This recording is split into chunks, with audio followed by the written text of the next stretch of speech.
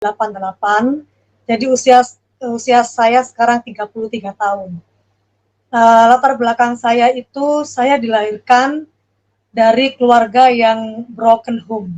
Jadi karena broken home pasti saya akan patah hati. Yang pertama kali saya kenal adalah patah hati di rumah saya sendiri. Jadi setiap harinya saya merasakan ketidaknyamanan di dalam suasana keluarga. Tetapi meskipun broken home, ibu dan bapak saya ini memiliki 8 anak dan saya adalah anak pertama. Jadi adik saya ada 7 orang dan semuanya itu sampai sekarang hidup ya, masih ada. Tetapi orang tua saya itu setiap hari bertengkar ya, berantem, kata-katanya itu saling menyakitkan. Bahkan sama anak juga seperti itu ya, saling menyakitkan. Mungkin maksud mereka tidak demikian, tetapi apa yang terucap itu kepada kami itu akhirnya menyakiti hati kami. Dan kemudian pastilah kami itu merasakan sakit ya, merasakan pahit, sakit hati seperti itu ya. Dan akhirnya menjadi seperti dendam. Seperti mengapa kalau misalkan kami tidak dikehendaki lahir, mengapa kami harus dilahirkan jika kami tidak mengalami pemeliharaan yang seharusnya. Jadi karena pada waktu itu orang tua juga nikah muda, sehingga waktu melahirkan saya juga mereka tidak siap untuk menjadi seorang orang tua gitu ya mungkin. Jadi karena juga ekonomi yang sangat kekurangan kalau saya bilang. Jadi kami ini hanya tinggal di kos-kosan. Jadi kos-kosannya orang tua saya itu cuma 1 petak. Waktu itu saya jaraknya dengan adik saya itu 4 tahun, 3 tahun, terus 2 tahun ya, baru kemudian setahun. Jadi 1 petak itu ditinggali oleh beberapa orang ya. Tentu juga dengan setiap hari yang kata-kata caci maki yang sudah keluar begitu. Jadi setiap hari suasananya sudah nggak enak. Kemudian kami juga tidak mendapatkan makanan yang cukup, kemudian biaya sekolah yang cukup ya, sehingga mau tidak mau saya mulai kelas 4 SD itu harus berjualan. Jadi mama saya memang waktu itu bekerja, tetapi karena 4 tahun kemudian hamil, kemudian 3 tahun lagi hamil, jadi karena banyak yang dikandung, akhirnya mama saya sering berhenti bekerja. Dan papa saya sebenarnya seorang musisi, tapi ya karena memang tidak hidup di dalam Tuhan, jadi hidupnya juga semau gue gitu ya. Jadi hidupnya papa saya juga nggak karu-karuan juga hidupnya. Jadi kami berusaha untuk bagaimana kita itu besok bisa makan. Itu aja yang kami pergumulkan pada waktu itu ya. Jadi saya sekolah di salah satu sekolah Islam di Surabaya. Jadi mama saya ini taat beragama, sehingga pasti kalau orang tuanya mama saya taat beragama, pasti anak-anaknya juga akan diajarkan taat beragama. Jadi saya mulai dari TK, SD, SMP itu saya sekolah Islam. Saya sekolah yang berkurikulum Islam ya, di salah satu kota Surabaya. Jadi saya sekolah sambil bekerja. Saya sekolah sambil jualan. Tempat itu mama saya itu goreng-gorengan gitu ya, kayak bakwan seperti itu. Jadi kayak goreng-gorengan yang saya harus ke pasar sendiri. Kelas 4 SD saya sama adik saya yang waktu itu kelas 1 SD, jam 3 malam kami sudah harus jalan ke pasar untuk membeli bahan-bahan. Kemudian mama saya mengolahnya, saya mandi, saya siap-siap ke sekolah, dan saya yang harus berjualan di sekolah itu. Dan pertama kali saya merasakan bullying itu juga di sekolah saya. Ya, saya dikatain anak orang miskin, saya dikatain apa di sekolah itu tidak boleh berjualan. Tapi karena saya sangat menyayangi orang tua saya lawan itu. Saya lawan semua perasaan sakit hati dibully, bahkan malu itu saya lawan. Saya bilang, kalau saya tidak bantu orang tua saya tidak bisa bayar sekolah, saya tidak bisa makan ya. Bahkan semua pada waktu itu belum canggih ya. Pada waktu itu masih seneng main bekel, main dakon ya, anak-anak itu main lompat tali gitu ya. Saya tuh kepingin setelah jualan saya habis ya, saya jajakan dari kelas ke kelas ya sampai habis. Saya harus punya target, jajanan saya harus habis. Kalau nggak habis, saya dan adik-adik saya itu nggak bisa makan gitu ya. Kemudian setelah habis saya pengen ya sekolah, saya pengen main sama teman-teman saya, dan teman saya bilang kami nggak mau berteman sama orang miskin gitu ya. Di situ patah hati saya, kalau saya ingat itu patah hati yang kedua gitu ya. Itu nggak enak gitu loh. Saya bilang gitu, ya Allah gitu ya, kelas 4 SD saya, ya Allah kok saya kok diginiin gitu. Saya juga nggak pengen jadi anaknya orang miskin gitu ya. Tapi gimana gitu. Tapi saya kasihan sama orang tua saya. Ya sudah, kalau teman saya nggak mau berteman sama saya sudah gitu ya. Jadi saya cuma diem gitu, melihat teman-teman saya main dari kejauhan gitu. Saya diem gitu. Tapi saya nggak pernah bercerita sama orang tua saya. Kalau saya bercerita pastinya mungkin mereka tambah sedih gitu ya. Saya menyimpannya dalam hati gitu. Terus saya dihina, bahkan kalau ada uang teman saya hilang, saya yang dituduh gitu karena saya miskin. Padahal saya enggak pernah mencuri gitu. Saya enggak pernah mencuri itu. Walaupun saya enggak pernah dikasih uang saku ya. Jangankan uang saku, makan saja kami 1 kali sehari itu sudah alhamdulillah gitu ya pada waktu itu. Kami bisa menemukan masing-masing makanan 1 kali sehari, 2 kali sehari itu sudah bersyukur ya. Jadi alas tidur kami saja kardus gitu ya, tikar gitu. Sama adik saya yang bayi gak bisa beli susu, makanya minumnya cuma tajin, air beras atau air kacang hijau gitu ya. Terus sampai pernah dikatakan bahwa guru saya itu pernah mengatakan saya tinggal di rumah kumuh, di kos-kosan kumuh, di sampah. Saya dijadikan contoh orang yang hidup kumuh gitu. Saya kecewa gitu, padahal kami ini satu agama, kok begitu gitu. Tapi saya diam ya, saya nggak berani. Di dalam hati saya sudah timbul begitu memang. Kenapa kok kita saudara seiman, kamu bukan membantu saya, tapi kamu kok malah begituin saya gitu ya. Kemudian sampai pada akhirnya saya harus Eptanas SD, mama saya itu nggak punya uang sama sekali, kemudian jual rak-rakan ya. Sampai sekarang saya berterima kasih sama mama saya itu mau menjual rakan kami, rak piring ya waktu itu yang hanya dipunyai mama, yang berharga itu rak piring itu dijual waktu itu 60.000, laku 60.000, dan saya harus bayar Eptanas itu juga 60.000, 65 sekian gitu. Mama saya kasih pilihan sama saya pada waktu itu. Eptanas SD itu adik saya nomor 2 itu SD juga, kemudian mama saya hamil anak ketiga. Terus mama saya punya, ini uang dibuat bayar Eptanas kamu atau dibuat makan? Saya bilang terserah mama. Mama saya bilang ya udah buat Eptanas kamu aja, biar kamu bisa lulus sekolah ya gitu.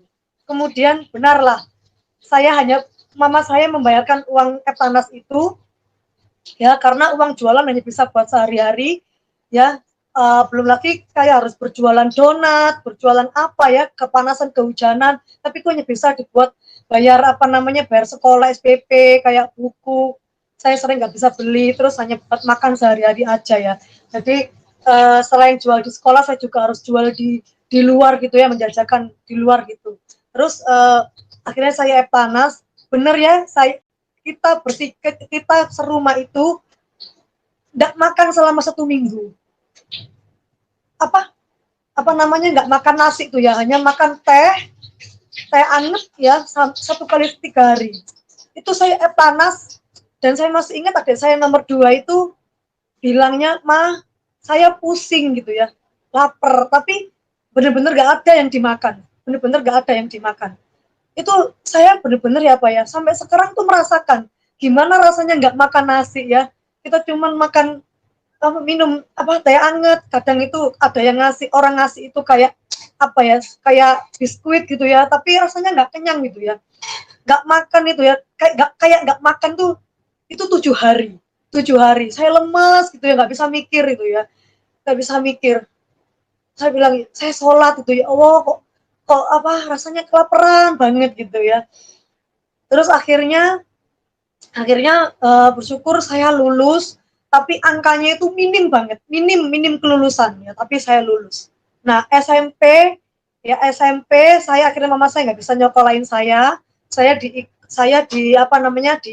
dititipkan sama kakek saya 3 tahun di situ dititipkan.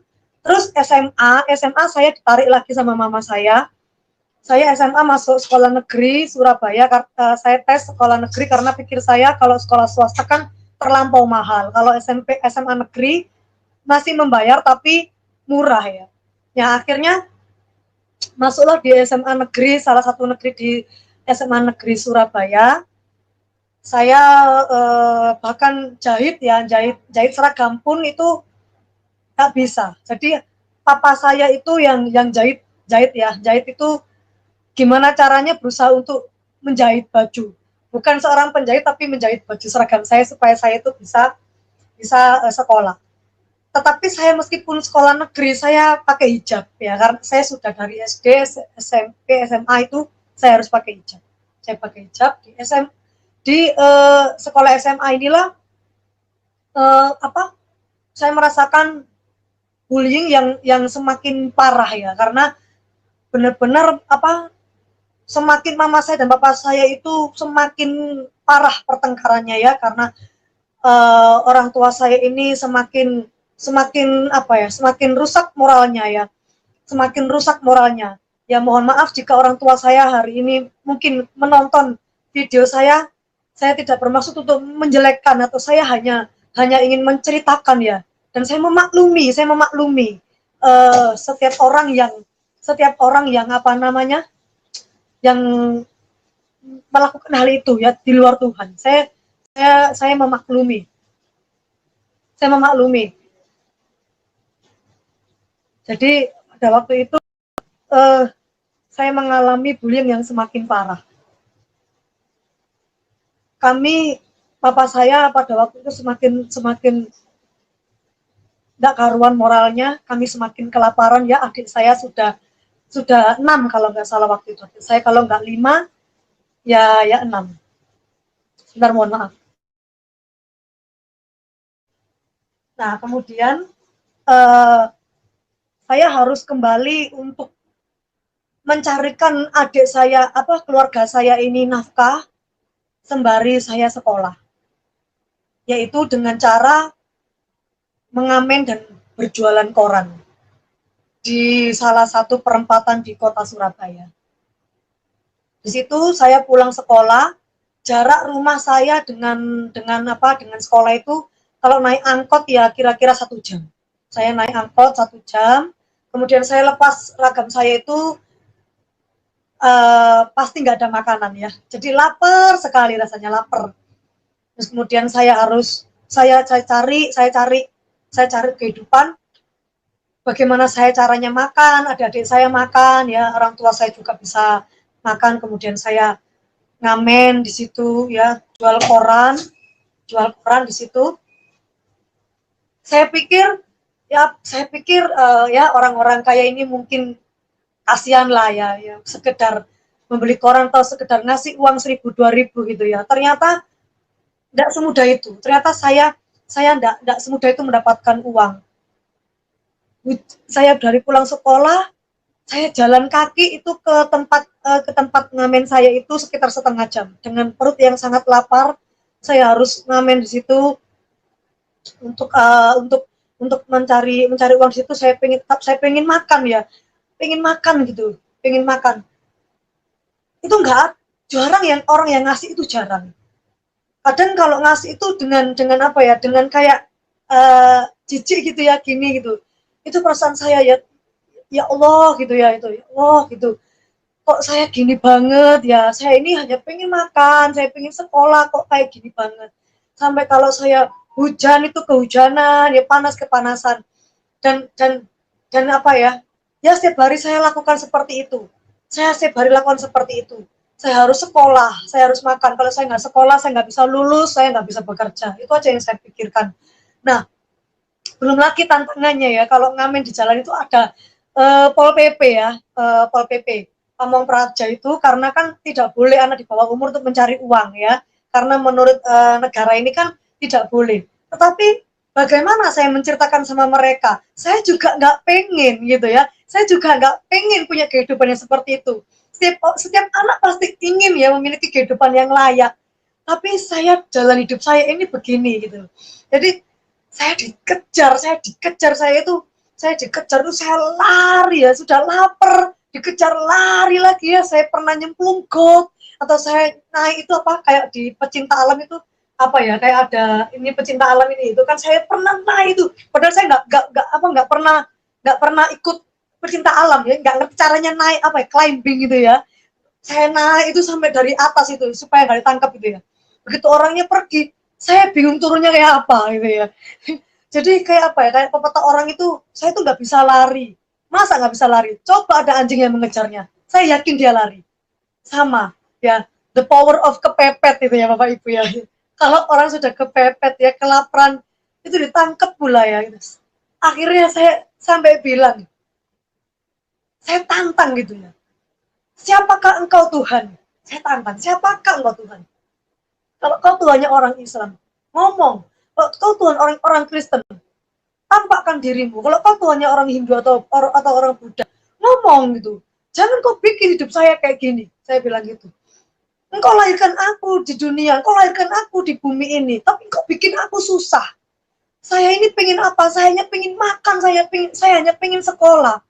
Tapi engkau bikin seperti ini. Orang tua saya nggak peduli, orang tua saya hanya peduli tentang keegoisan masing-masing. Ya, orang tua saya hanya peduli tentang apa, keinginannya masing-masing, tapi orang tua saya nggak pernah peduli bagaimana saya harus makan, bagaimana saya ditagih uang sekolah, bagaimana Tuhan juga nggak peduli atas kehidupan saya ya.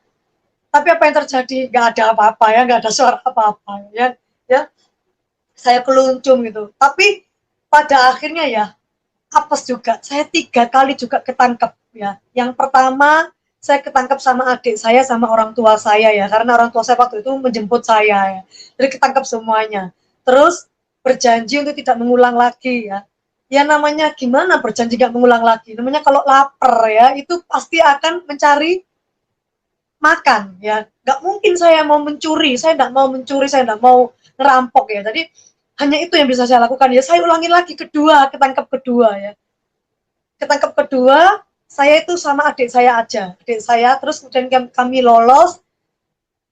Ketiga itu saya itu mau Eptanas ya. Tetapi sebelum ketangkep itu, jadi ada serombongan orang rohani di salah satu gereja terdekat di situ untuk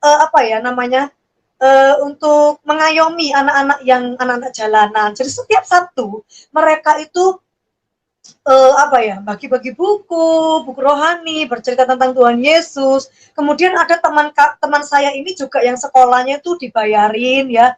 Terus dan mereka akhirnya mengenal Tuhan gitu. Terus saya tuh nggak mau dideketi. Bahkan dikasih makanannya saya nggak mau. Saya bilang itu makanannya Tuhan patung. Itu makanannya Tuhan manusia. Saya nggak mau. Biar saya lapar pun saya nggak mau. Ya. Terus dia bilang, nggak apa-apa, lu cuma makanan. Enggak, saya nggak mau. Makanan saya halal. Saya mending nggak makan daripada makanan orang-orang Kristen. Saya bilang gitu ya. Teman-teman saya juga yang menginjili saya itu ya, teman-teman saya menginjili saya bilang, apa itu? Tuhan kok manusia.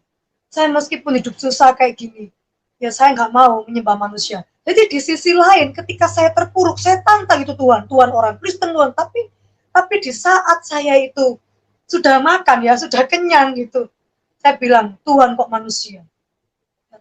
Terus orang yang menginjili saya itu bilang, teman-teman saya ya, pokoknya teman dekat saya, bahkan orang gereja itu menginjili saya, Saya bilang, saya tidak mau itu sama Tuhan manusia. Orang Tuhan aja disalib gak bisa menyelamatkan dirinya sendiri. Mengapa dia mau menyelamatkan hidup saya? Bagaimana caranya ya? Bahkan saya pernah dulu ya punya teman dekat laki-laki. Saya bilang sama dia, itu bilang sama Tuhanmu itu, pakai baju yang benar. Masa disalib kok cuman pakai celana dalam?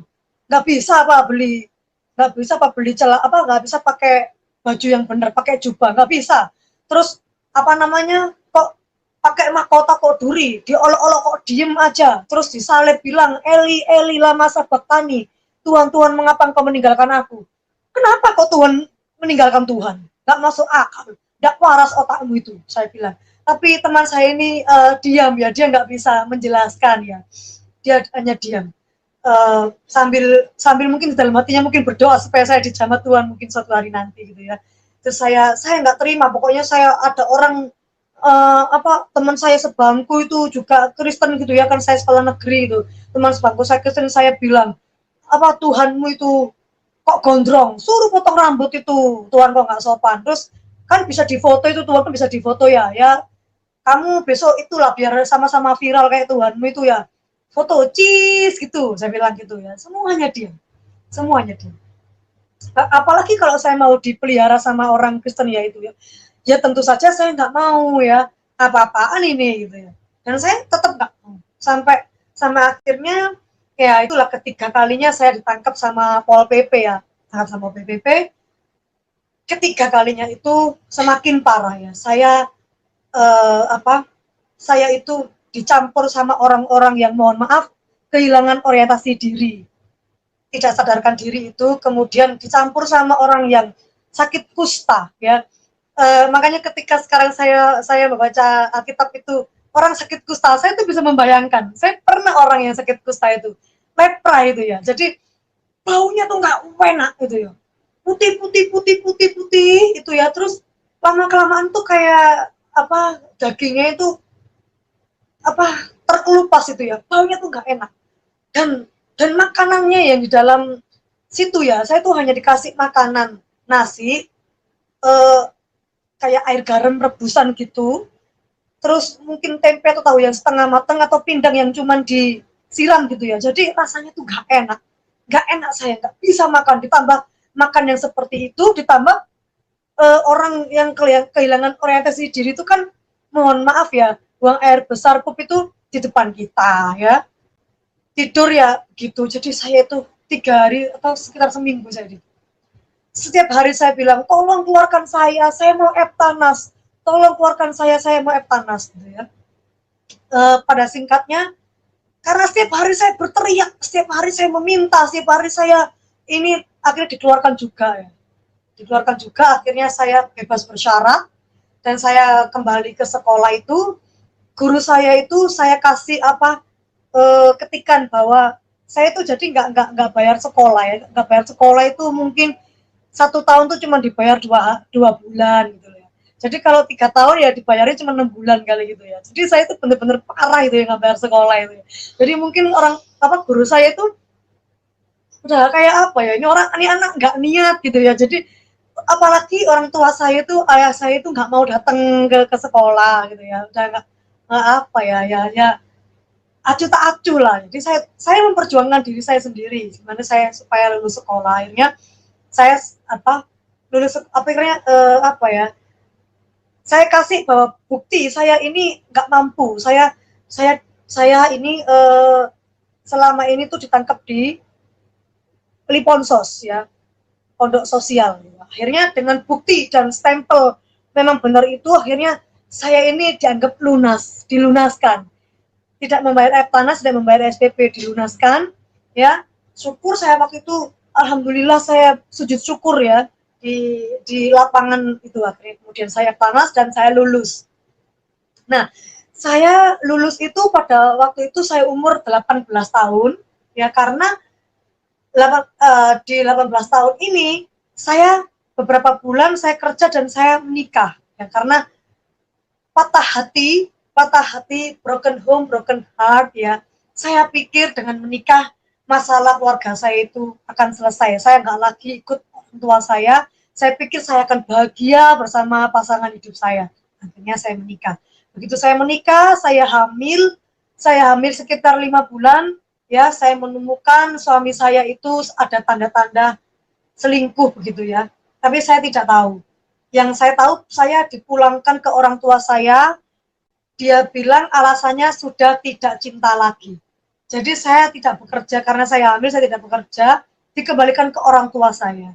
Orang tua saya tambah shock ya, tambah menyakiti saya, tambah kayak kapok ya gitu ya, kayak syukur gitu ya, sudah saya bilangin jangan sama anak itu. Ya, saya tahu orang tua saya nggak seneng sama dia, tapi saya sudah pahit ya. Jadi saya sudah masuk ke kenakalan remaja. Jadi mereka hanya bisa menyalahkan saya, tapi mereka tidak bisa mengalami saya, begitu. Jadi kepahitan hati saya ini membuat saya tidak tahu kalau menikah itu harus dengan pasangan hidup yang baik, ya, dan dengan umur yang baik juga. Ya. Jadi akhirnya saya tambah depresi, saya tidak punya uang untuk melahirkan, ya, bahkan akhirnya orang tua saya juga yang harus mencari-carikan utang-utangan untuk saya melahirkan. Nah, setelah saya melahirkan, saya bekerja ya di klinik kecantikan salah satu di Surabaya, dan di klinik kecantikan itu saya dekat dengan salah seorang wanita yang bekerja di situ pula, ya, dekat, yaitu baik sama anak saya. Jadi saya bekerja, anak saya titipkan di pengasuh ya, dekat sama saya, anak saya sering dibelikan susu, anak saya sering dibelikan makanan, saya juga dibantu untuk kursus ya, ke kursus public speaking, saya kursus menyanyi, saya kursus keyboard ya. Kemudian saya juga dikuliahkan dan saya ambil fakultas psikologi pada waktu itu ya. Saya pikir dia baik sama saya pikir dia adalah orang yang baik sama saya. Ternyata saya tidak sadar saya terseret di dalam LGBT ya. Saya tidak sadar dia membuat saya menyenangi dia, ya, menyukai dia. Akhirnya sekitar 2 tahun lah, setahun setengah lah ya, saya jalan sama orang ini ya, saya bersama sama dia, sama anak saya. Akhirnya pada waktu kuliah itu teman kuliah saya laki-laki, ada yang menyenangi saya, dan dia tahu bahwa kan selama itu saya bilang sama teman-teman bahwa itu adalah kakak saya. Orang ini tahu bahwa itu bukan kakak saya, itu pasangan saya. Nah, singkat cerita, orang ini mencoba untuk melepaskan saya dengan wanita ini. Dan saya akhirnya juga ingin kembali normal, ya, ingin kembali memiliki kehidupan yang normal. Saya ingin tinggalkan dia, dan itu tidak mudah ya. Saya diancam, bahkan saya mau dibunuh, saya dijeburkan got ya, saya mengalami hal-hal yang seperti demikian ya. Kemudian akhirnya saya terlepas juga, lama-kelamaan saya lepas juga. Nah, tetapi akhirnya saya kemudian berpacaran dengan laki-laki ini ya, dan kembali saya hidup bersama dengan dia sebelum pernikahan ya. Dan teman laki-laki saya ini anak Tuhan, Kristen. Kemudian dia tetap menginjili saya tetap tidak mau ya. Meskipun besok-besok kita menikah, saya tidak mau ikut agama kamu. Kamu yang harus ikut agama aku. Senakal-nakalnya aku ya, nauzubillah min zalik ya. Jangan sampai saya ini menjadi orang yang murtad. Kemudian saya itu kan kuliah, saya bekerja di beberapa radio sebagai announcer freelance ya. Saya sebagai penyiar freelance dan penyanyi kayak freelance juga. Jadi kalau ada event-event wedding atau apa, saya hanya mengisi pada waktu seperti itu saja. Kemudian pada suatu hari saya nggak tahu kok tiba-tiba ini perut saya sebelah kiri ini kok sakit ya. Sakit itu tembus sampai ke belakang. biasanya saya itu kalau mah itu di ulu hati sini gitu loh. Tetapi kok saya merasakan itu di sebelah kiri itu sampai tembus sampai ke belakang. Kok sakit setiap hari saya mencoba untuk apa ya, nggak apa-apa lah ini, nggak apa-apa lah ini. Kok setiap hari gitu ya. Sampai pada akhirnya itu sakit banget, saya nggak tertahankan. Saya nggak bisa kuliah, saya nggak bisa kerja ya. Pada akhirnya saya hanya duduk hanya tidur saja. Hanya tidur saya. Akhirnya saya sama pacar saya ini dibawa ke Dr. Sutomo, di rumah sakit Dr. Sutomo itu untuk diperiksakan karena saya sudah nggak bisa jalan lagi. Saya kayak ngesot gitu ya, terus sudah muntah kuning gitu. Akhirnya saya dibawa ke UGD, itu katanya dokternya itu saya kena ginjal. Ginjal saya bermasalah karena saya sering kurang minum ya, gaya hidup juga ya, stres ya. Tetapi Pak, saat itu saya tidak suka minum alkohol. Saya tidak kenakalan yang alkohol atau yang obat terlarang, tidak. Saya hanya kenakalan remaja yang free sex, kemudian ya itu saja, LGBT tadi, dan kemudian saya free sex juga ya, jadi sesama dan lawan jenis ini. Tetapi kenapa kok saya sampai ke ginjal? Saya kan nggak minum obat terlarang.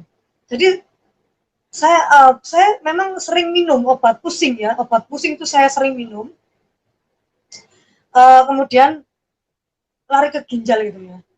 Nah, karena obat konsumsi mulut ini sudah nggak bisa, mohon maaf, obat itu harus dimasukkan ke bagian tubuh yang lain ya, untuk supaya saya tidak merasakan sakit ya, hanya pengurang rasa nyeri saja. Tapi saya harus ke penyakit dalam, dan kemungkinan saya harus operasi gitu ya. Saya tanya-tanya ke dokternya, kemungkinan operasinya harga 10 juta. Saya nggak punya uang. Pada waktu itu sekitar 11 tahun yang lalu, belum ada BPJS ya, kesehatan itu belum ada jaminan kesehatan dari pemerintah itu, seingat saya. Jadi saya harus membayar umum ya. Itu tidak mungkin. Dari mana? Saya single parent, saya punya anak satu ya. Saya nggak punya uang segitu banyak. Akhirnya ya sudah, saya bawa pulang aja obat itu. Dan kalau obat itu habis, saya akan merasakan kesakitan yang luar biasa. Ya, tetapi ada teman saya itu, yang dulu teman SMA saya dulu itu Muslim juga. Kemudian dia kenal dengan suaminya, dan kemudian diinjili, dia mau buka hati dan menerima Tuhan. Dia datang ke saya, ke rumah sakit pada waktu itu. Dia bilang, kamu mau sembuh nggak? Ya namanya orang sakit dikasih pertanyaan, ya mau sembuh. Ya dia bilang ada cara ya. Jadi teman saya ini orang biasa, bukan hamba Tuhan atau bukan seperti apa gitu ya, yang wow atau pelayan gereja itu, enggak, dia biasa aja orangnya. Dia cuma bilang ada satu cara supaya kamu sembuh, tetapi tidak melalui operasi. Apa? Saya bilang, didoakan sama pendeta. Dia bilang gitu. Dia nggak bilang Tuhan Yesus yang menyembuhkan, enggak. Dia bilang didoakan sama pendeta. Saya bilang, wah, yang nggak mau, nggak didoakan pendeta berarti kan Kristen ya, berarti kan doanya sama Tuhan manusia itu. Ya, terus kemudian saya pikir-pikir, saya bilang, kalau obat saya ya bisa ikut gimana? Terus saya bilang, ya wis lah, mau cuma didoakan aja kan? Iya, didoakan aja, ya wis lah, ya wis coba. Kemudian saya pergi ke suatu gereja ya, ke Surabaya. Mungkin kalau orang yang Surabaya menonton ini, mungkin di daerah Keputran ya, di daerah Pasar Keputran itu ada sebuah kayak tempat ibadah agama lain di situ. Nah, itu jemaat itu menyewa di atas tempat ibadah itu. Jadi kayak ada tempat ibadah orang agama lain tuh, ada kayak gedung nggak dipakai itu, di atas itu disewakan. Dan jemaatnya mungkin hanya 7 sampai 10 orang ya, yang pendetanya namanya Ibu Ripka. Dan sampai sekarang saya lost kontak sama Ibu Ripka, jadi mungkin saat ini mungkin tidak sengaja Ibu Ripka menyaksikan, ya bisa menghubungi saya ya. Jadi Ibu Ripka pada waktu itu adalah gembalanya. Nah, pada waktu mereka masih ibadah, saya duduk di belakang. Teman saya ini cuman berkata sama Ibu Ripka ini bahwa saya sakit ginjal dan nggak punya uang untuk operasi, mohon didoakan ya. Setelah itu Bu Ripka ini menghampiri saya, dia mendoakan saya ya. Dia mendoakan saya itu kurang lebihnya seperti ini yang saya ingat. Jadi tangannya itu ditaruh ke bagian yang sakit, dia berdoa ya. Saya tidak kenal sama Ibu Ripka ini dan saya tidak pernah cerita tentang kehidupan saya sama Ibu Ripka ini. Tapi Ibu Ripka ini berkata demikian. Tuhan Yesus bukan manusia yang membawa manusia datang kepadamu, dan tidak ada kebetulan yang di dunia ini. Tetapi Engkau sendiri membawa manusia datang kepadamu. Ampunilah dosa anak muda ini ya Tuhan. Engkau mengerti betapa banyak kesalahannya, Engkau mengerti betapa banyak dosanya, dan Engkau mengerti betapa pahit perjalanan hidupnya. Engkau mengerti Tuhan, Engkau mengerti. Tuhan, jamah hatinya Tuhan, ampuni dulu dosanya, ampuni masa lalunya Tuhan, supaya dia Kau ubahkan. Gitu ya. Di dalam nama Yesus sembuh, hatinya sembuh, sakitnya sembuh di dalam nama Yesus, haleluya, amin. Ya begitu. Saya diam. Kok orang ini sakti ya, gitu ya. Orang ini dukun kali ya, sakti. Kok bisa dia tahu saya memiliki kepahitan, saya memiliki begitu banyak kehidupan yang dengan pergumulan gitu. Terus saya bilang gini, loh sudah tabu, sudah, loh kok cuma dipegangi saja, iya sudah, percaya ya Tuhan Yesus sembuhkan. Nggak pakai minum apa gitu Bu, kayak minum di botol terus disemburkan, atau saya dikasih minuman nanti saya minum apa gitu ya, kayak ritual gitu ya. Loh enggak pakai, enggak usah gitu. Gini sudah sembuh, Tuhan Yesus sembuhkan, darah Yesus yang sembuhkan. Karena kenapa saya bilang begitu? Karena pada waktu perjalanan saya Islam itu juga ya, saya itu juga pernah di satu aliran Islam itu, yang dimana kami ini sengaja untuk memanggil arwah, wali-wali, memanggil arwah orang terdahulu untuk mengajar kitab kuning atau mengajar kitab apa-apa yang tidak kita tahu. Jadi saya sempat ikut ya di dalam aliran ajaran seperti itu ya. Jadi yang mengosongkan diri, meditasi itu ya. Maksudnya kayak ada orang yang dikosongkan. Jadi kita punya orang yang khusus ya, nanti dikosongkan rohnya, nanti dimasukkan roh lain. Dan bahkan karena saya sering saya sering ikut ibadah itu, saya sendiri ini nggak sadar kalau saya ini ternyata punya sosok gaib yang saya ajak setiap hari ngobrol ya. Saya jalan jauh itu saya nggak kerasa, saya itu dan orang bilang, kamu kok bicara sendiri? Saya baru sadar, loh enggak, saya bicara sama Eyang kok, saya bilang gitu. Saya panggilnya dia Eyang gitu ya. Entah itu halusan, saya nggak tahu apakah itu benar-benar makhluk gaib atau itu halusinasi saya ya, karena saya kan juga depresi, saya juga frustasi, stres ya, mengalami kehidupan yang begitu pahit ini ya. Saya nggak tahu itu benar-benar makhluk gaib atau itu halusinasi saya nggak tahu. Yang penting saya melihat sosok itu Eyang, dan saya seneng ngobrol sama Eyang ini karena saya nggak punya teman untuk ngobrol kan, saya seneng ngobrol sama dia. Jadi saya pikir pendeta itu mendoakan saya yang demikian. Ternyata enggak ya. Dia percaya aja. Saya pulang. Obat saya ini masih ada. Tapi obat saya ini saya konsumsi kalau saya sedang sakit gitu ya. Tetapi masalahnya kok saya nggak sakit-sakit. Dan saya nggak sadar kalau saya nggak sakit-sakit sampai itu sekitar 1 hari kemudian. Loh kok saya nggak sakit ya? Jadi saya masih hidup dalam dosa sama pacar saya itu ya. Saya hidup dalam dosa sama pacar saya itu. Tapi pacar saya kan Kristen juga ya. Jadi apa yang dia injili ke saya, apa yang dia ajarkan ke saya, ya saya ketawa aja, orang dia aja hidupnya masih dalam dosa. Gimana dia mau ngomong kebenaran ya? Ya. Akhirnya, tapi saya kok nggak sakit gitu ya. Kok saya nggak sakit? Saya bilang sama dia, aku nggak sakit ya. Loh, dibilang itu Tuhan Yesus yang nyembuhin. Enggak lah. Ini kan karena saya percaya, ini karena motivasi, ini karena saya apa ya, kayak ya kalau percaya disembuhkan, ya kan? Orang itu kan apa, kalau kalau terjadi sesuatu, kalau percaya gitu ya, that can be miracle when you believe gitu. Saya percaya saya sembuh. Jadi saya percaya saya disembuhkan oleh kepercayaan saya sendiri. Jadi saya nggak langsung percaya, oh Tuhan Yesus ingin nyembuhin saya, enggak. Tapi Ibu Ripka itu SMS sama saya ya, HP jadul zaman dahulu, SMS. Ini gimana, sudah sembuh? Oh ya sudah, alhamdulillah sudah. Terima kasih Bu sudah menyembuhkan saya. Oh itu Tuhan Yesus yang menyembuhkan katanya Pak Ripkanya. Vivi mau ya datang ke ibadah Pentakosta atau pencurahan Roh Kudus. Apa itu? Ya pokoknya doa, apa, datang aja lah ibadah. Ya saya sebenarnya nggak mau datang. Tapi pikir saya adalah orang yang berbalas budi. Saya adalah orang yang tahu berterima kasih. Ibu pendeta ini sudah menyembuhkan saya. Bagaimana saya tidak mau orang hanya ibadah, orang saya nggak ngapa-ngapain ya. Yang saya datanglah sama pacar saya tersebut ya.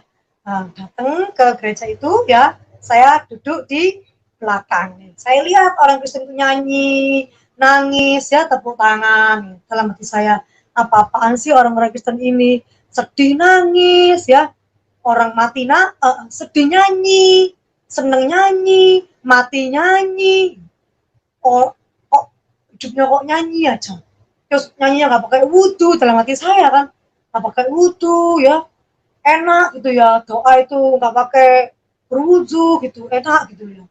Saya tuh sambil gini-gini, dibohongin gitu sama manusia gitu ya, padahal saya sudah sembuh itu ya, dibohongin sama manusia yang mengaku Yesus. Terus ada lagu itu yang mengena di dalam hati saya, tapi saya terus menyangkal gitu ya. Lagu itu begini, penyertaanmu sempurna, rancanganmu penuh damai, aman dan sejahtera, walau di tengah badai. Saya diem. Saya mencoba mencermati kebodohan orang Kristen. Masa aman dan damai sejahtera walau di tengah badai? Ya kan?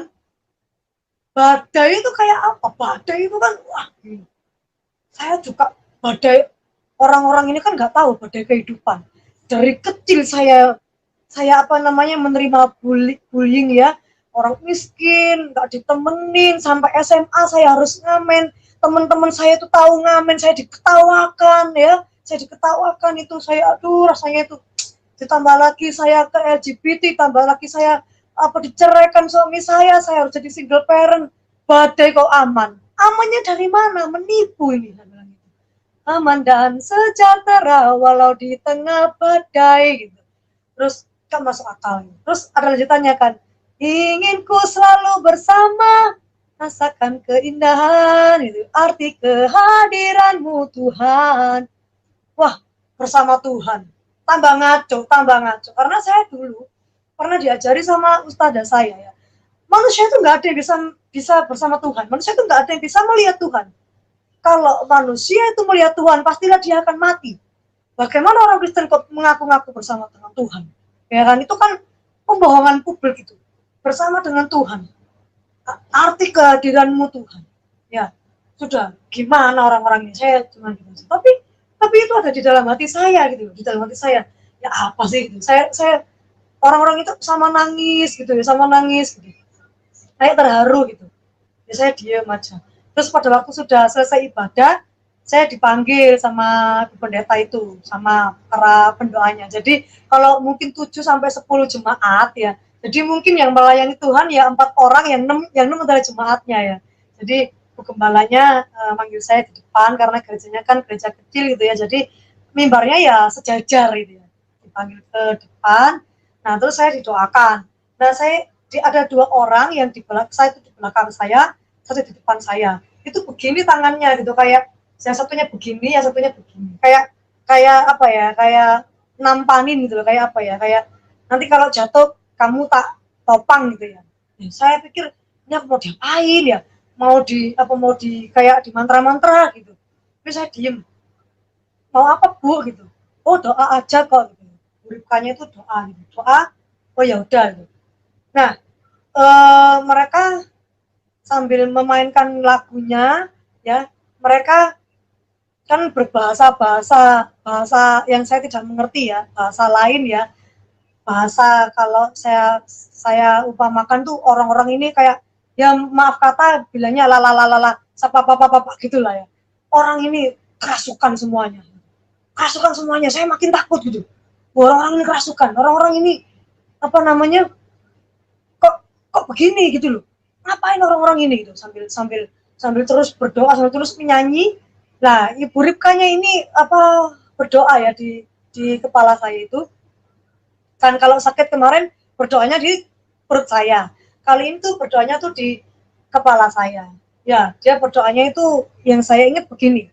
Ya, kurang lebihnya begini. Tuhan Yesus, gitu, anak ini sudah kau sembuhkan.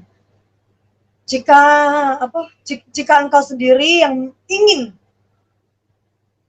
anak ini menjadi anakmu ya Tuhan. Sebab tertulis bahwa bukan manusia yang memilih Tuhan, tetapi Tuhan yang memilih manusia. Tuhan, jika engkau memilih anak ini menjadi anakmu, menjadi saksimu, maka nyatakanlah dirimu, nyatakanlah kuasamu Tuhan. Sebab tidak ada manusia yang bisa menyatakan dalam lidahnya ini bahwa Yesus Kristus adalah Tuhan, kecuali oleh rohnya sendiri.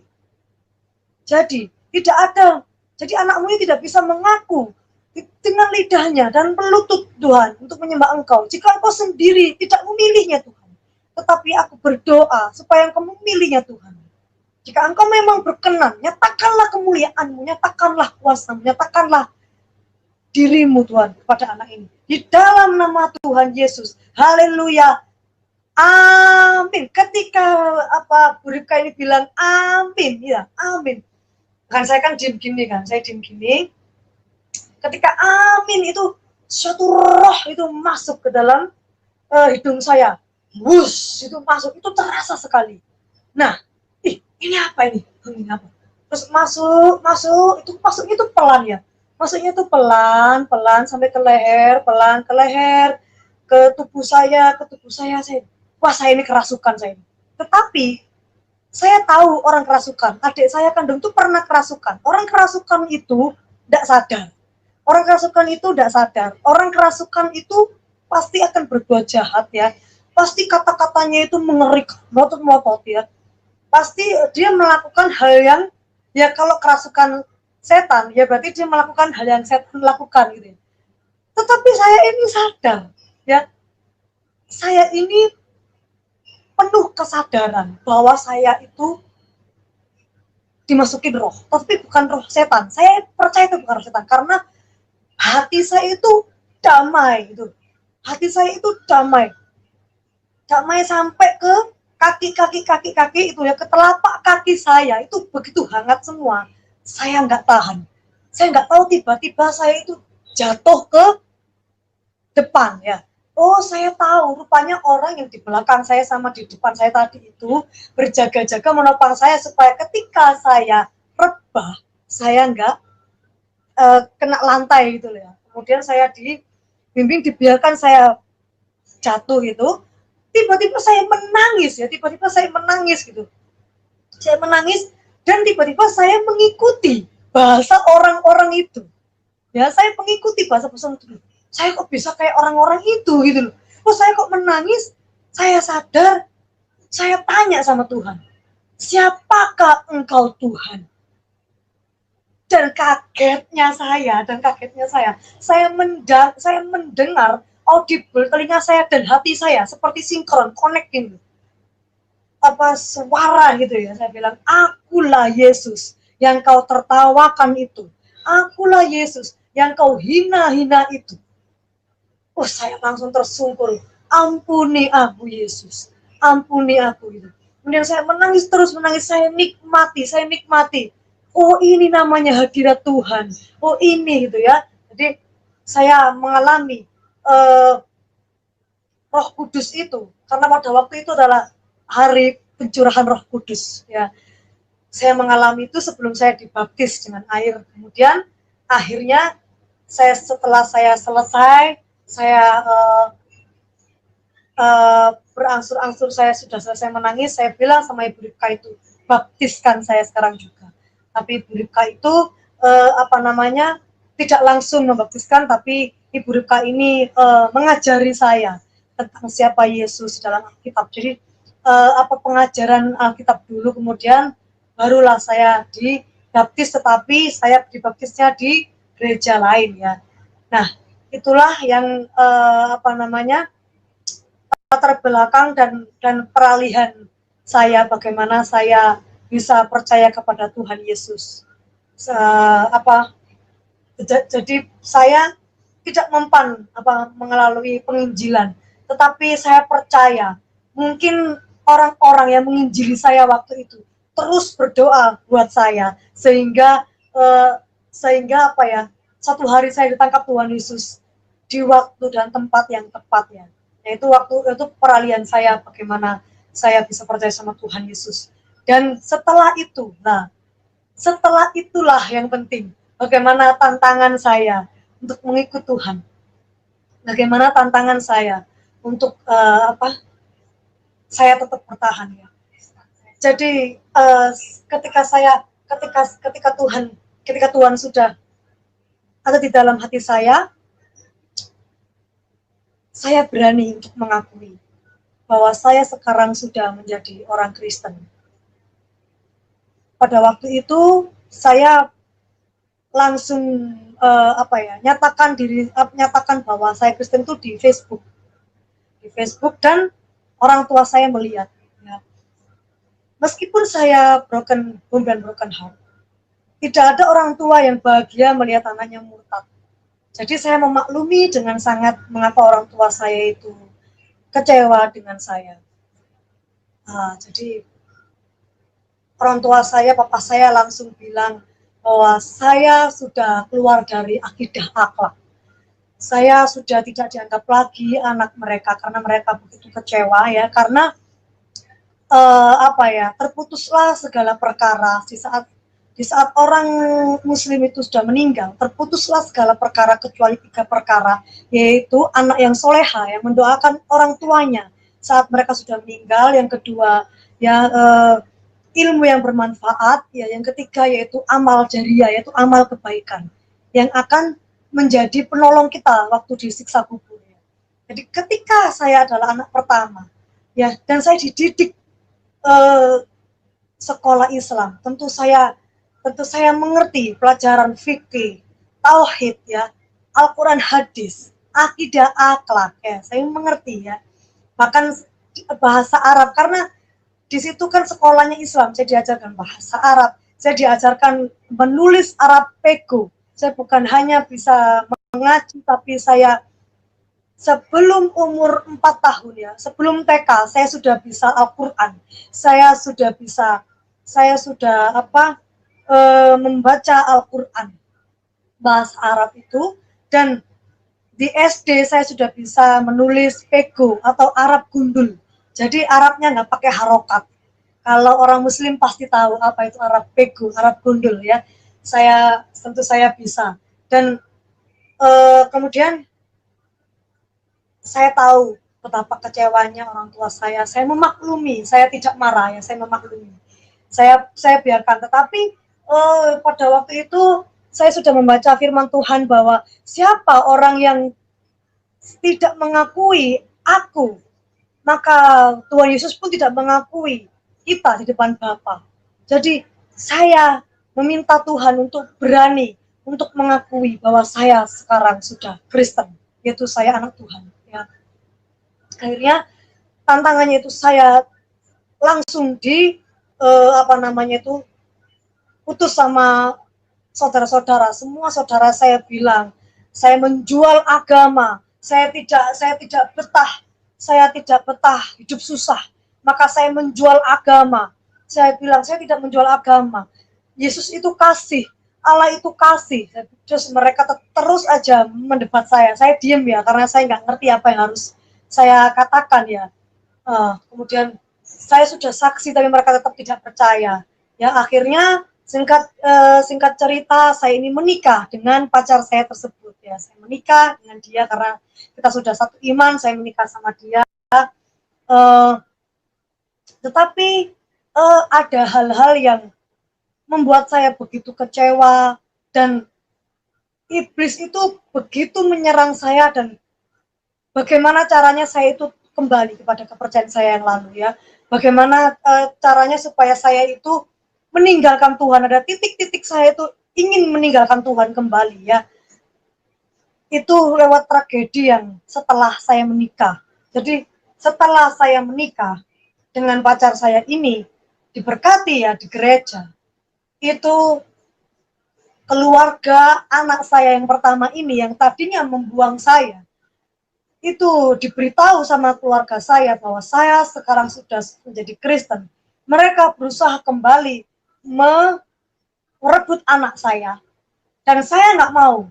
Ketika saya selamat, anak saya pun juga harus selamat.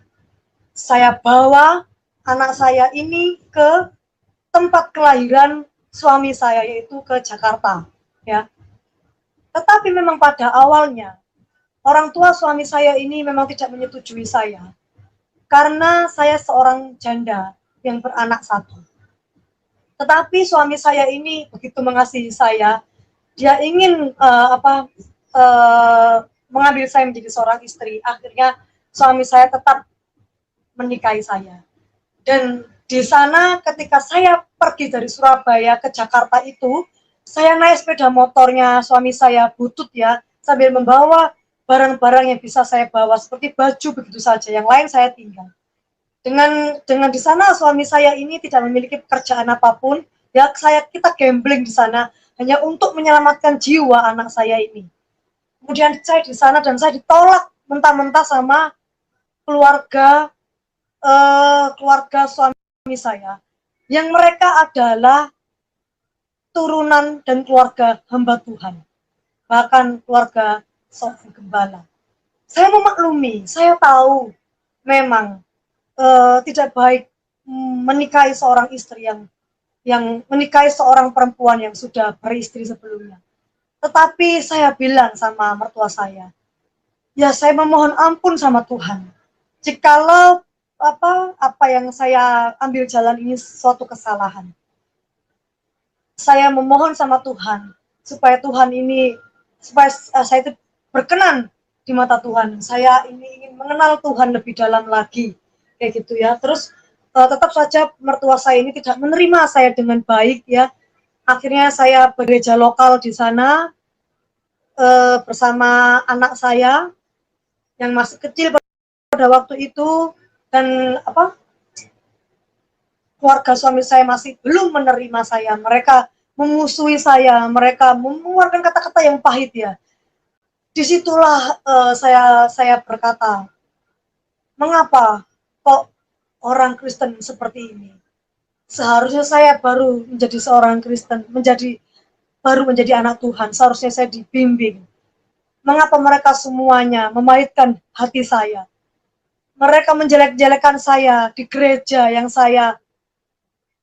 tempat saya bergembala. Mereka menjelek-jelekan saya di gembala saya waktu itu. Kata mereka, saya tidak layak menikah dengan suami saya itu. Saya ini hina, dia bilang gitu. Tapi saya percaya Tuhan, saya sudah ditebus dengan Roh Kudus. Saya kembali merasakan kepahitan sesi ketiga. Saya kembali merasakan betapa Tuhan pahitnya setelah saya mengikut Engkau. Saya ditinggalkan keluarga saya. Saya pergi ke Jakarta untuk menyelamatkan jiwa anak saya. Tetapi orang-orang di sini memahitkan saya semua ya Tuhan. Kemudian saya hamil, ya, anak kedua, ya, kemudian terus di dalam kehamilan itu mereka terus memahitkan hati saya. Mertua dan adik-adik ipar saya terus memahitkan hati saya, ngolok-olok saya. Bahkan ketika saya ingin bergereja di tempat mereka, ketika salah seorang ipar saya itu menjadi pelayan Tuhan, saya bersalaman dengan dia ingin masuk ke gereja itu. Dia nggak mau salaman sama saya. Saya bilang, ya Tuhan, Mereka ini adalah pelayan-pelayanmu. Dan saya datang sebagai jemaatmu. Mereka, kenapa kok salaman? Dia tidak menyambut saya. Saya pahit, tapi saya terus tidak mau kecewa dengan Tuhan. Ketika saya kecewa sama manusia, saya belajar untuk tidak kecewa sama Tuhan. Ya, kemudian ketika saya hamil anak saya yang pertama ini sudah semakin besar, sekitar umur 3 tahun, 4 tahun lah ya. Suami saya ini, ya mohon maaf jika suatu hari suami saya ini melihat tayangan ini, saya tidak ingin menjelekkan apapun, saya hanya menceritakan apa yang terjadi. Ya, kiranya Tuhan yang mengerti saya ini bersaksi benar atau bohong. Anak saya setiap hari dipukul. Anak saya setiap hari disuruh push up, kalau nggak kuat anak saya dibekuk begini di depan mata saya. Suami saya, orang yang mengakui menikahi saya, mengaku mencintai saya. Saya sudah merantau di Jakarta, ditolak orang tua saya harus menyelamatkan jiwa anak saya nggak kenal siapa-siapa di Jakarta. Saya hamil, ditolak oleh keluarga mertua, ditambah suami saya terus memukuli anak saya. Saya terus berlutut sama Tuhan supaya suami saya diubahkan. Tetapi terus orang tua saya bilang, dia jual agama supaya menikah dengan laki-laki. Dia ikut suaminya. Tetapi lihat apa yang terjadi. Katanya orang Kristen itu penuh kasih. Tapi lihat ketika saya pulang ke rumah orang tua saya, jadi saya sering diusir sama suami saya ini ya. Kalau saya melawan dia, jangan pukuli anak saya. Saya bilang gitu, jangan pukuli anak saya. Bagaimanapun dia tetap darah daging saya. Kenapa kamu menikahi saya kalau kamu nggak bisa terima anak saya? Saya diusir, saya pulang ke orang tua saya. Orang tua saya membuka baju anak saya. Katanya orang tua saya itu banyak bekas-bekas pukulan, memar-memar pukulan. Saya selama ini diam, saya nggak bilang sama orang tua saya karena saya malu. Tapi orang tua saya melihat sendiri, dan anak saya tanyain, kenapa kamu nak? Anak saya bilang, dipukulin papa setiap hari. Orang tua saya makin mencaci maki saya. Tapi saya terus bertahan dengan rumah tangga saya. Saya habis diusir, suami saya minta maaf, saya kembali lagi. Saya kembali lagi, dipukul lagi anak saya, dipukul lagi terus sampai berdarah-darah ya. Sampai berdarah-darah itu.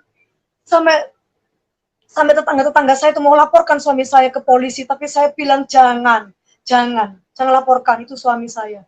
Saya diusir lagi. Terus saya kembali lagi, saya diusir lagi sampai kira-kira 12 kali. Ya. Terakhir saya benar-benar tidak kuat dan suami saya bilang, kamu mau pilih aku sebagai suamimu atau pilih anakmu. Dan dengan terpaksa saya memilih anak saya. Dan kemudian kami bercerai. Kami berpisah. Tetapi kemudian saya kembali ke Surabaya bersama 2 anak saya, yang pertama dan yang kedua. Ya.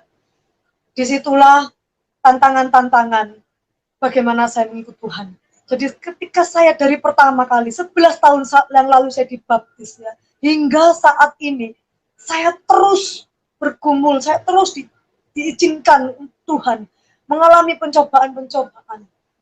Baru ketika saya berpisah sama suami saya, dan saya terus ke gereja, ya, saya nggak punya apa-apa, tapi bagaimana saya bisa ke gereja? Saya numpang sana, numpang sini, saya ke gereja. Saya terus membimbing anak-anak saya untuk kenal dengan Tuhan. Dan anak saya yang pertama saat ini mengalami juga broken home dan broken heart. Sehingga dia mengalami struggle dan tidak mau sekolah sampai hari ini. Sampai hari ini anak saya juga mengalami yang namanya kenakalan remaja juga, karena begitu traumanya, begitu sakitnya kepada saya, ya. Saya mencoba bertahan sekitar 4 tahun sampai 5 tahun saya berumah tangga. Dia terus-menerus dia dikatakan suami saya, kamu anak setan, katanya itu ke anak saya. Dipukuli. sudah terbentuk sampai anak saya bawa ke psikolog, ke psikiater, ke hamba Tuhan, kelepasan. Itu sampai sekarang anak saya masih tidak mau sekolah, tidak mau ngapa-ngapain. Sampai iblis terus bilang, teman-teman saya bilang, keluarga saya bilang, katanya Tuhanmu kaya, tapi kamu masih miskin sampai saat ini. Katamu Tuhanmu kasih, buktinya orang-orang Kristen tidak mengasihi kamu. Katanya Tuhan itu bisa melepaskan kamu, tapi buktinya sampai sekarang kamu penuh dengan pencobaan. Seperti itu sampai akhirnya saya setiap hari terus mencari Tuhan. Saya saat teduh, saya baca firman sampai habis, saya baca lagi sampai habis. Itulah kekuatan saya. Saya jawab sama orang yang menuduh, yang menuduhkan Tuhan itu. Saya bilang, saya mau ikut Tuhan, bukan karena supaya Tuhan melepaskan segala pergumulan saya. Saya ikut Tuhan karena saya mengalami Tuhan sendiri. Karena roh itulah yang membuat saya kuat. Karena roh itulah yang membuat saya taat. Karena roh itu yang membuat saya itu sampai hari ini. Jadi karena saya tidak bisa menyangkal kealahan Yesus Kristus. Karena saya mengalami pengalaman spiritual ya yang tidak bisa saya ceritakan bagaimana detailnya perasaannya. Saya hanya bisa menceritakan gambarannya saja. Tapi yang saya rasakan itu yang hanya bisa saya rasakan ya. Karena pengalaman spiritual orang-orang itu berbeda-beda. Jadi yang saya rasa, bagaimana engkau menyuruh saya menyangkal Yesus? Bagaimana engkau menyuruh saya meninggalkan Yesus? Sedangkan saya tahu bahwa Yesus itu Tuhan, saya dengar. Bagaimana? Jadi saya nggak bisa menyangkal. Ketika hidup saya saat ini masih mengalami suatu pencobaan, itu adalah mungkin itu adalah sebagai pembuktian iman saya. Setiap hari saya harus dibuktikan iman saya sampai saya ini murni seperti emas. Saya pikir itu tantangan-tantangan yang saya hadapi ketika saya ikut Tuhan ya. Dan kalau mujizat, saya banyak mengalami mujizat. Banyak sekali saya mengalami mujizat. Mujizat yang saya alami adalah tentu saja kalau mujizat jasmani, tentu saja Tuhan sangat memberikan mujizat jasmani. Tetapi yang saya rasakan itu mujizat secara rohani ya, di mana saya bisa lepas dari free sex, saya bisa lepas dari stres, lepas dari depresi, saya bisa mujizatnya juga saya lebih mengenal Tuhan. Saya diberi kekuatan hari demi hari ya. Ketika saya berbagi pengalaman hidup dengan teman-teman saya yang bukan anak Tuhan, mereka bilang kehidupanmu itu nggak mudah, nggak semua orang bisa mengalami kehidupan. Itulah justru mujizatnya. Disitulah justru mujizat, di mana saya itu bisa kuat karena saya berdoa, ya. Saya itu bisa menjalani hidup berdiri tidak koyah karena saya berdoa, karena saya percaya. Itulah mujizat yang Tuhan berikan. Sedangkan mujizat secara jasmani, sampai sekarang saya single parent, anak-anak saya terpelihara. Anak saya yang kedua sekolah Kristen, ya, di salah satu sekolah Kristen. Pada waktu itu anak saya nggak bisa membiayai anak saya sekolah Kristen, tapi anak saya kepingin sekali sekolah Kristen. Dia bilang, aku pengen mengenal Tuhan. Saya bilang gini, oke, ayo kita sama-sama menggunakan iman ya nak ya. Waktu itu anak saya TK. Kamu berkata di dalam cermin, di dalam nama Yesus, kamu Hana, nama anak saya adalah Hana. Kamu Hana bisa sekolah di sini yang terus aja setiap hari. Saya nggak tahu. Tiba-tiba ada orang yang transfer saya nggak kenal, hanya kita kenal secara online ya, yang membagikan ayat Alkitab setiap hari. Tiba-tiba jemaat orang itu mengirimkan uang berapa juta untuk sekolah anak saya. Saya masih kurang, saya bilang, enak, masih ada uang nak, ada uang masuk. Ayo terus katakan dalam nama Yesus saya bisa sekolah di situ gitu ya, saya mengajarkan kepada anak saya. Dan pada saatnya ya, saya gugup itu 2 minggu sekolah itu belum ditutup, gelombangnya belum ditutup. 2 minggu ada teman saya yang memberikan, dia bilang, ini uang ya untuk sekolah anakmu, untuk beli seragam anakmu, untuk jahit seragam anakmu. Sehingga anak saya sampai sekarang sekolah di situ ya. Jadi saya ajarkan kepada anak saya tentang percaya sama Tuhan Yesus. Mengucapkan iman dalam mulut itu bisa terjadi apa yang kita butuhkan. Kemudian banyak mujizat-mujizat yang saya dapatkan di saat yang tepat, di saat saya sudah tidak bisa lagi. Tuhan, saya nggak tahu gitu ya, anak saya ini. Yang pertama itu, saya sudah sekolahkan 4 kali sekolah, dan 4 kali pula anak saya itu keluar. Nggak mau anak saya sekolah ya, nggak tahu, mungkin masih kepahitan gitu ya. Tapi mujizat yang saya rasakan, pada waktu itu saya nggak punya uang sekolah juga ya. Anak saya itu saya mau masukkan ke salah satu asrama Katolik di Surabaya. Saya nggak punya uang sama sekali. Saya bilang sama Tuhan, Tuhan saya nggak punya uang. Tiba-tiba seorang teman saya itu bilang, kamu di asrama ini, kamu datang kamu bilang kalau kamu nggak punya uang. Saya bilang sama Tuhan, Tuhan, andaikan saya ini punya suami, saya bisa loh mencurahkan beban saya ini kepadamu Tuhan. Saya itu dengar Tuhan bilang, aku mempelaimu. Ayo sekarang juga kendarai motormu ke asrama itu. Loh saya nggak punya uang plus Tuhan. Itu sekolah mahal Tuhan. Ayo aku suamimu. Ayo percaya. Yaudah saya taat. Saya bilang sama saya Tuhan saya taat. Terus pada waktu di situ di pintu asrama itu saya masih gemetar, saya keringetan. Saya tingtong gitu.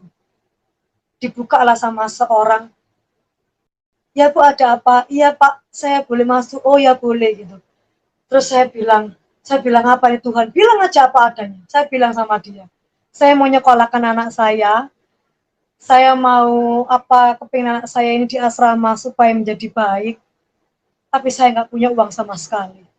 Saya bilang, ibu punya adanya berapa? Nggak ada berapapun, sepeser pun saya nggak ada.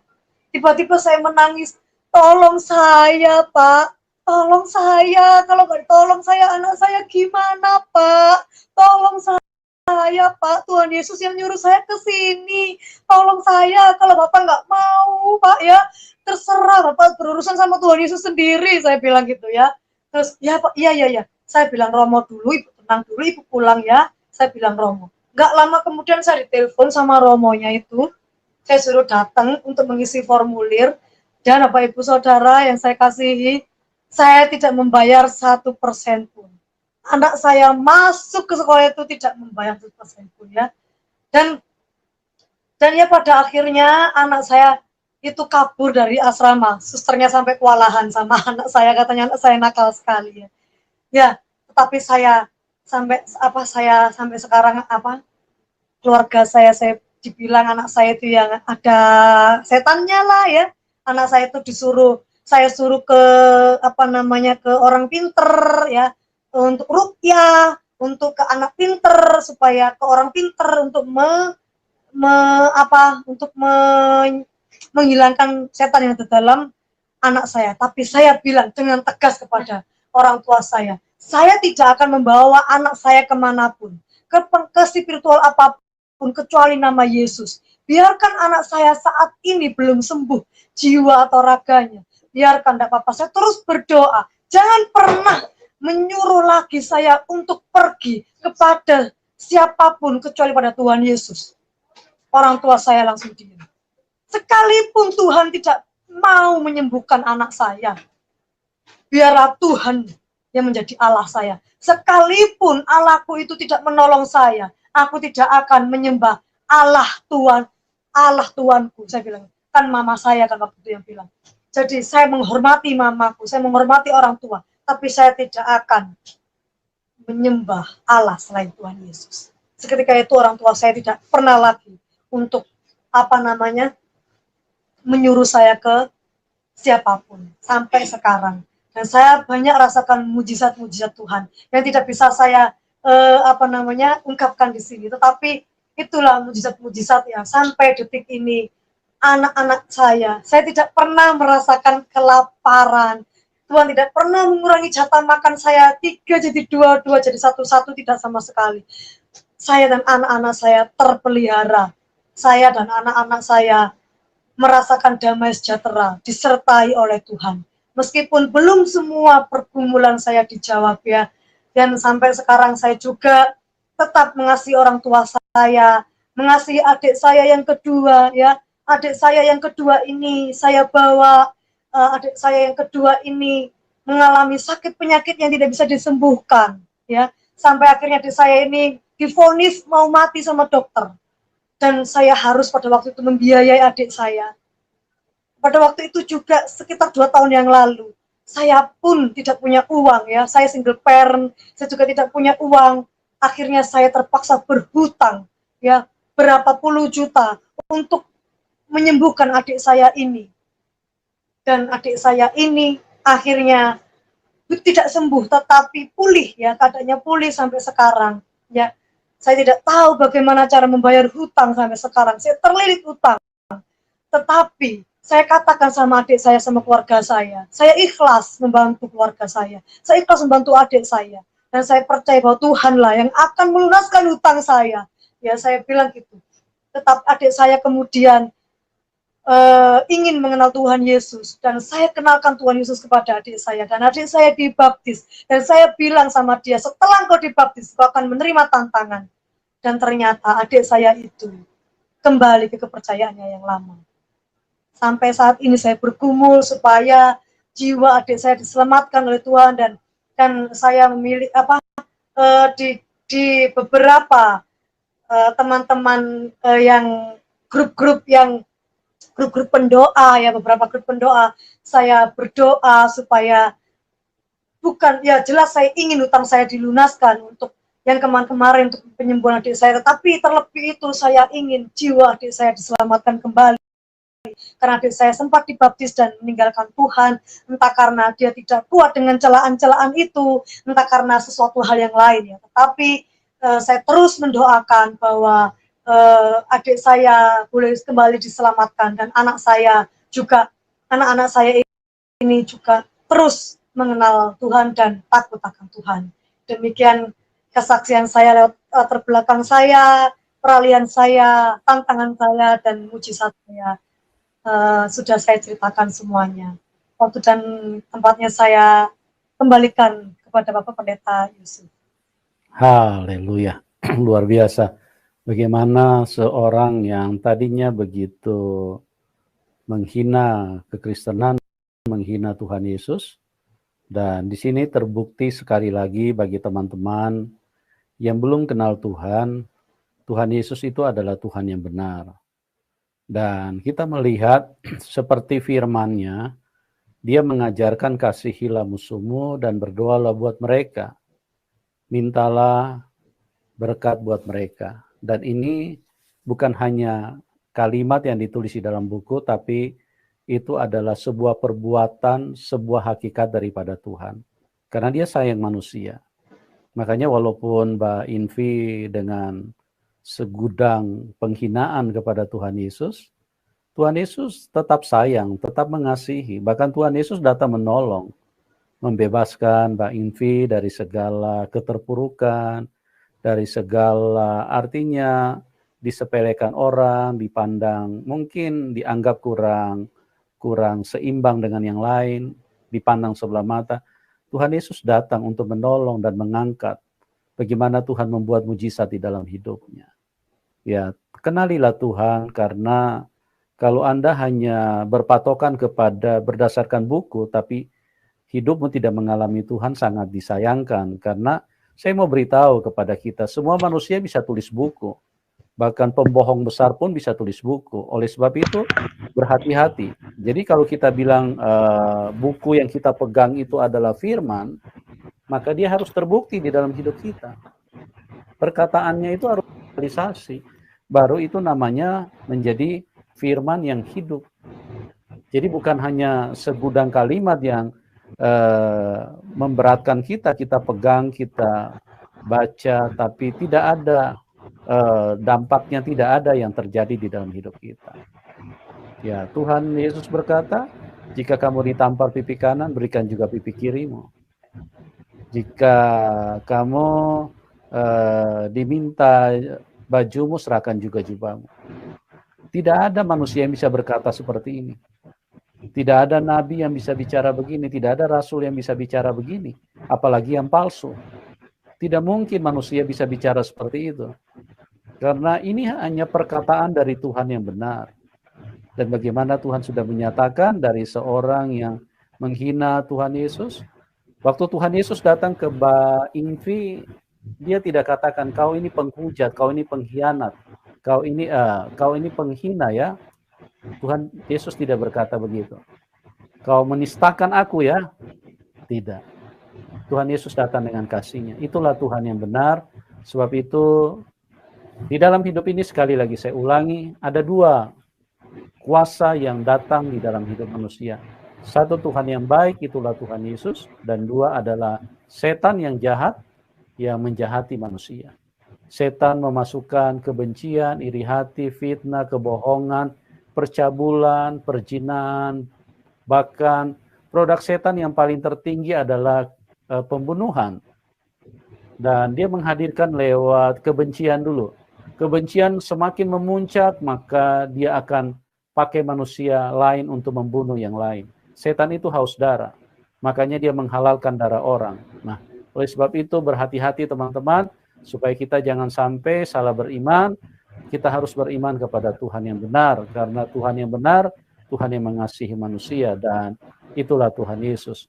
Mbak Invi, mungkin sedikit saya mau bertanya kepada Mbak Invi, kira-kira Mbak Invi punya komitmen sama Tuhan Yesus itu seperti apa? Karena begini, di dalam hidup ini kan tantangan dalam mengikut Tuhan Yesus makin hari kan makin besar. Walaupun kita disertai dengan mujizat, tapi tantangan itu tidak pernah lepas dari dalam hidup kita. Karena apa? Karena tantangan itu bukan datang dari Tuhan, datang dari setan. Setan tidak suka dengan kehidupan orang yang mengenal Tuhan. Dia akan serang terus sampai kita mundur, meninggalkan Tuhan. Nah, kira-kira kalau tantangannya makin besar, bahkan mungkin sampai berakibat mungkin kita kehilangan nyawa, kira-kira komitmen Mbak Invi seperti apa di hadapan Tuhan? Apakah ada keinginan untuk mundur dari Tuhan Yesus? Ikut Tuhan Yesus ini kok susah banget sih? Atau bagaimana kira-kira? Mbak Invi mungkin bisa diceritakan kepada teman-teman. Iya, saya tidak akan meninggalkan Tuhan Yesus sampai kapanpun. Karena itu tadi, saya tidak bisa menyangkali bahwa Yesus itu bukan Tuhan. Karena jika roh itu sudah masuk ke dalam tubuh saya, berarti Roh Kudus itu sudah ada di dalam diri saya. Bagaimana saya bisa menyangkali sesuatu yang sudah ada di dalam diri saya itu? Amin. Meskipun misalkan nyawa pun, meskipun harganya adalah nyawa, bukankah semua orang itu akan mati? Tapi bagaimana setelah kehidupan